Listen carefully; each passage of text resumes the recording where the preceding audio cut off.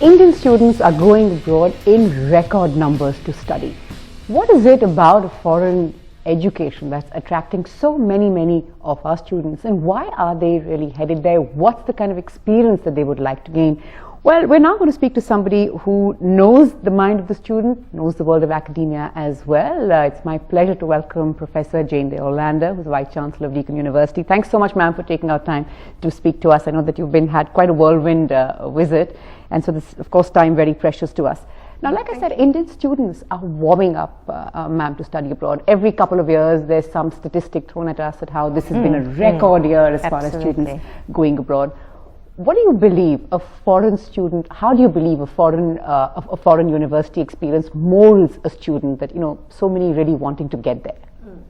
Well, in my experience, I've worked in a number of places across the world. What I find is that, you can be a very clever and hard-working person in your own country. But if you do aspire, particularly in the 21st century, to having a wider view, you need to go out and look back at who you are. Right. And the thing I notice most from students wherever they go to in the world, from wherever they come in the world, Australia, the UK, the US, Europe, China, India, if they go out of their country and try and deal with difference, learn more about their own internal resilience, they come back with a wider view.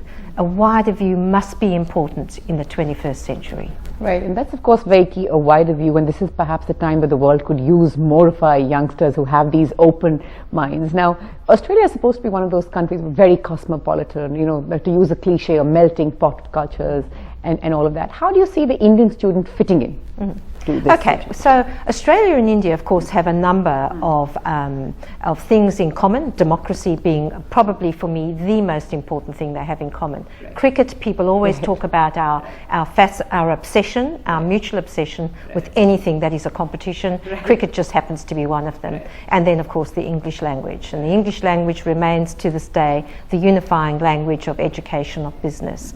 So those things give us that potential. Australia is reasonably multicultural, or probably, if you look at Europe at the moment, one of the most multiculturally successful countries in the world.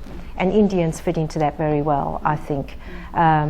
They understand us, they understand the democracy, they understand the bureaucracy, because of course we both, as as Commonwealth countries, take this from Westminster, and we understand systems.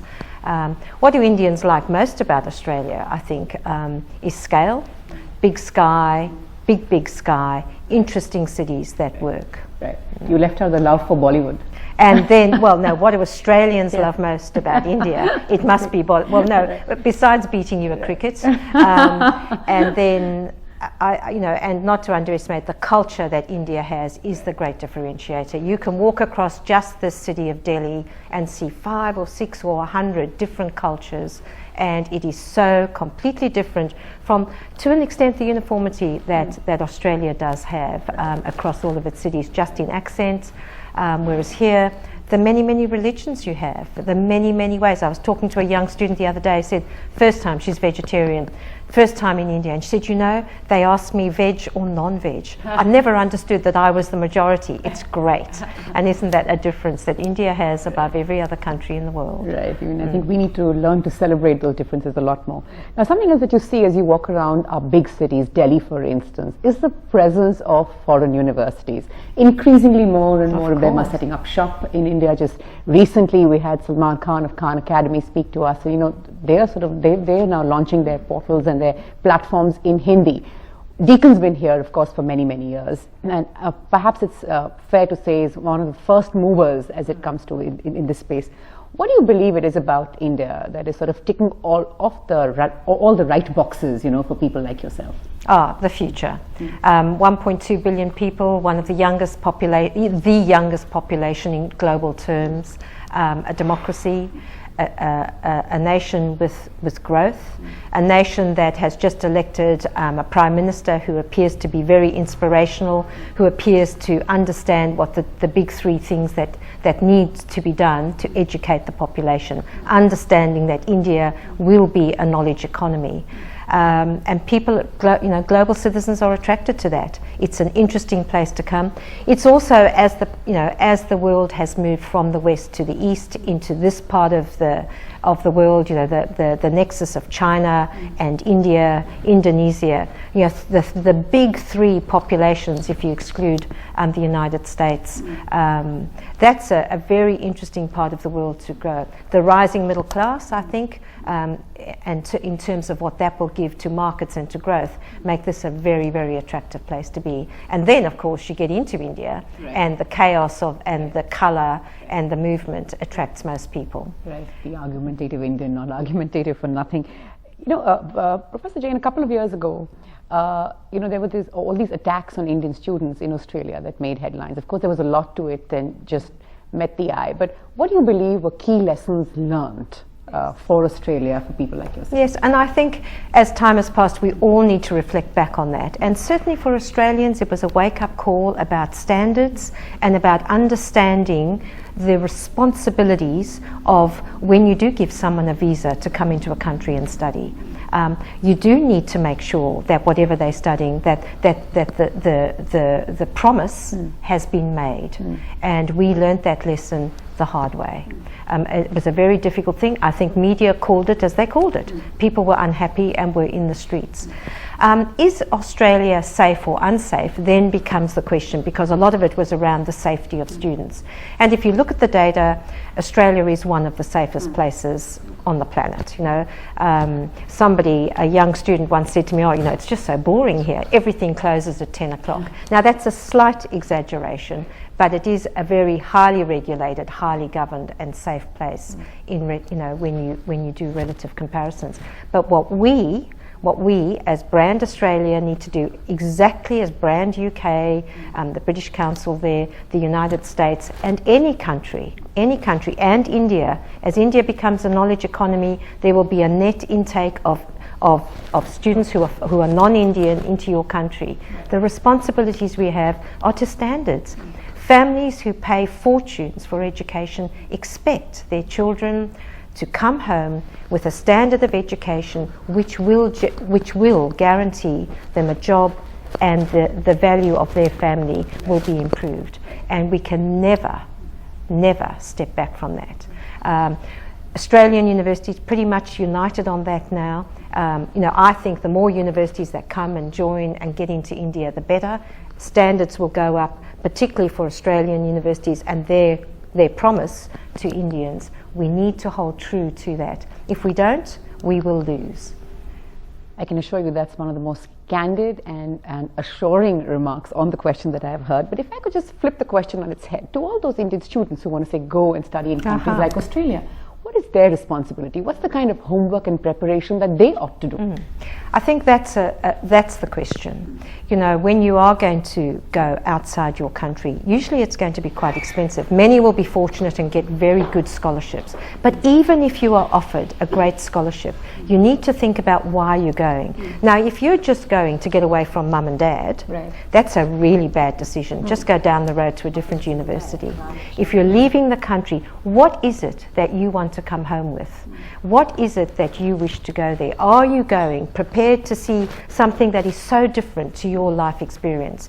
If you're only going to stay with your own culture, with your own friends, don't go. If you go to Australia, meet Australians, go and have a barbecue, learn to surf, do some of the very peculiar things Australians do. In the same way, when Australians come here, they learn to Bollywood dance and to go to all of your incredible arts culture that you have here, your incredible science culture that you have here. So I think deciding first that they're going somewhere to learn about things is the most important thing. And then do your homework and pick a place that suits some of your needs. Pick a course that you think is going to be useful to your future. And then when you get there, make sure that you get involved with whichever institution. It doesn't matter if you're in the United States, the UK, or Australia.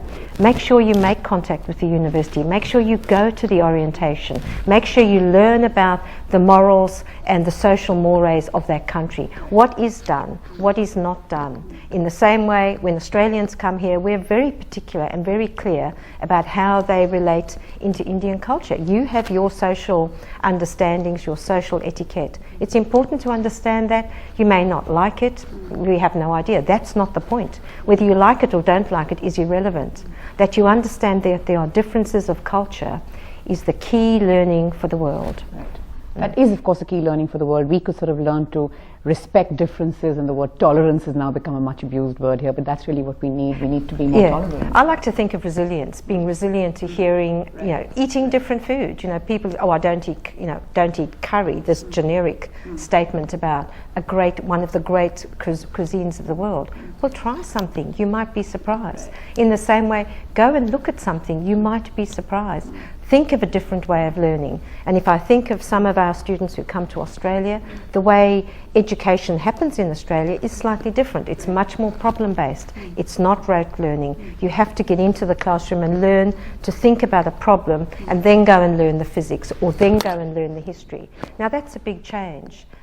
The people who understand its change and embrace it, the world becomes their oyster. They excel, they get high distinctions, they go on to great careers, and they are the great beneficiaries of an international education, and you would never not have that exposure. Right.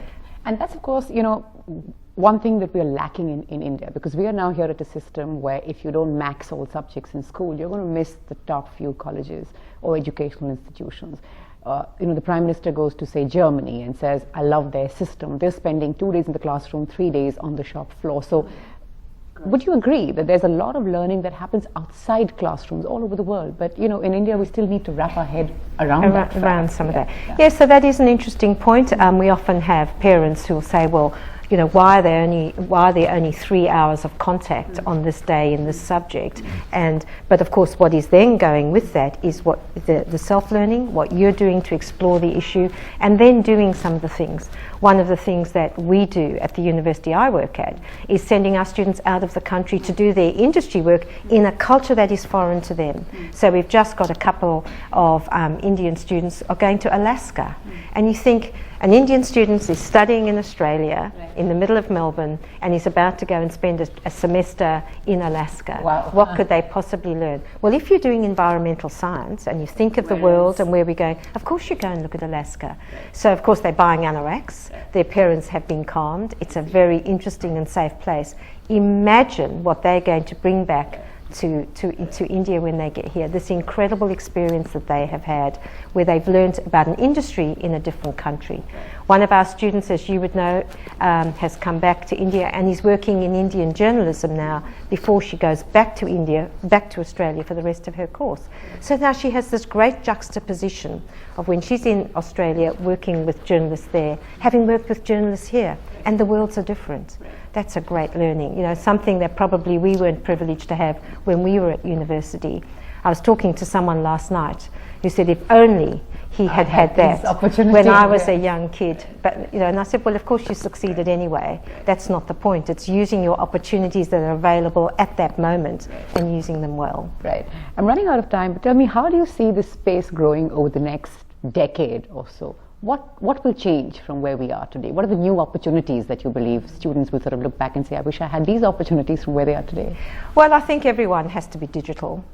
We all need to be highly technical. And I'll go back to one of the things your Prime Minister said in a recent speech when he was in Australia, and his concern about the education of getting literacy and numeracy into the bottom of the pyramid, if you want to put it, people who at the moment don't have access.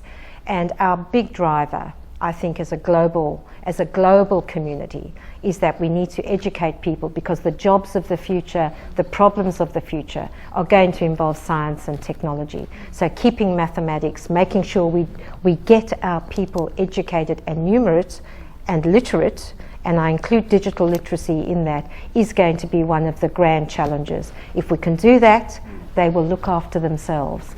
And you can't wish for more for any family, that they are able to care for their own family and to create their own wealth and to create their own community. Right. That's the grand challenge for India, as it is for China. your vast populations of billions as it is for Australia with its small 23 million. Right. I think what's reassuring is the subjects like science usually sort of have come naturally to well, of course, your great triumph. You know, your mathematical skills are legendary.